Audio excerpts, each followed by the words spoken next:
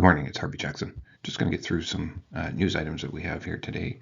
Uh, and my title is Trump loves being in the news most of the time, but he's pretty good at changing the subject and maybe moving focus to different things as well.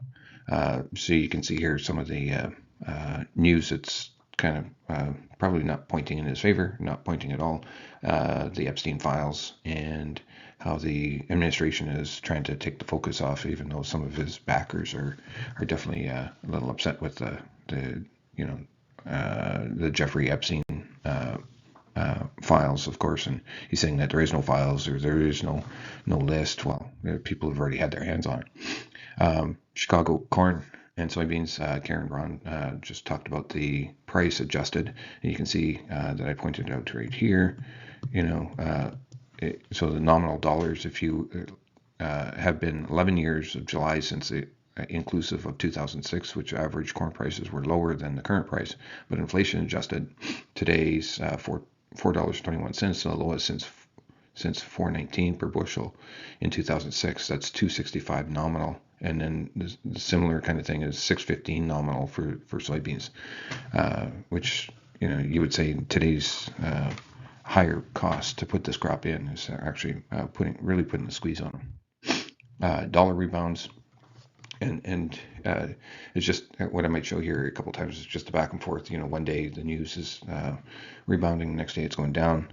But Trump's changing the focus from the Epstein files to firing Powell again, and that is putting some pressure on the U.S. dollar. What is the market going to believe? And the same thing here. One day the soybeans edge lower, today the soybeans edge lower. Yesterday the soybeans higher. So just on and off all the time. G20 is finally figuring out that there's tariffs. Oh wow, okay, yeah, it's taken them a long time. The weather in the next 2 weeks here, it looks like there's going to be kind of sitting with some weather over some of these already wet areas, and it's going to be causing wetter and wetter soil. There's some drought concerns in Texas. That would be something that you want to keep your eyes on. Here's your National Service all weathers map, or all hazards map. You can see we're going from drought to heat. So that's causing some issues in some of those early planted crops farther south.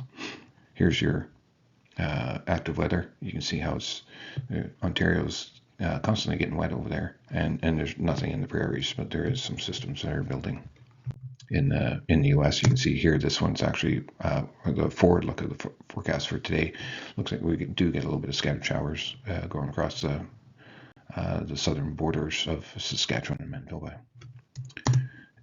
The European model, it only adds in any significant moisture later in the 2-week cycle, all the way up to the end of July here. So I'm going to show you big differences between one map and the other here, but the difference from normal soil moisture drought model, and you can see that it is dry, but then you can see around Calgary it's pretty wet. But here's the last 7 days, and we have added moisture over here, but I'm just wondering if these just-in-time rains are going to make a bigger crop. Here's just a quick look at the values. Canola's up. European rapeseed is not doing anything at the moment, and your wheats are basically down.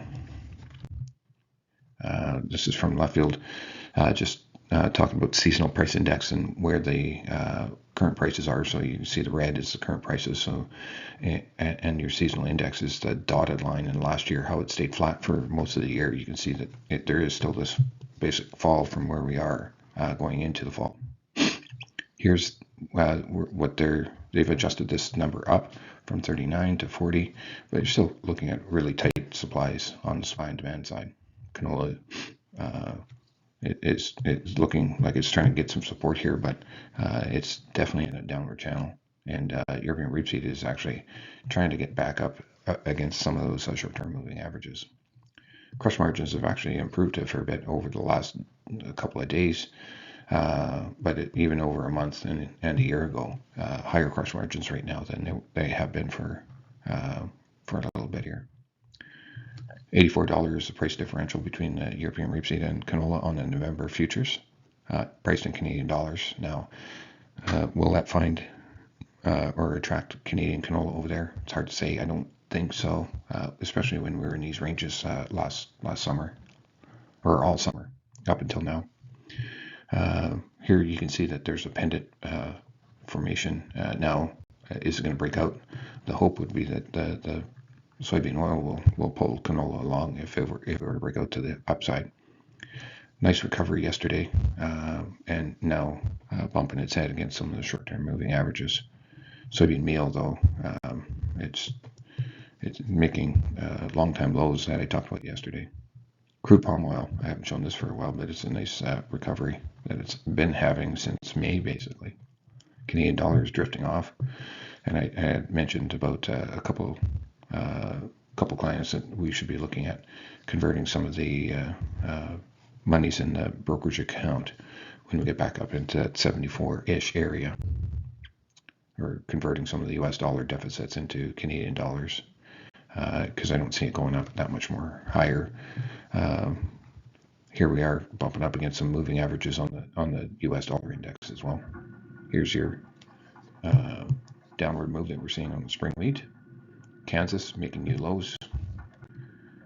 Chicago not quite making new lows, but it's definitely trying to approach there.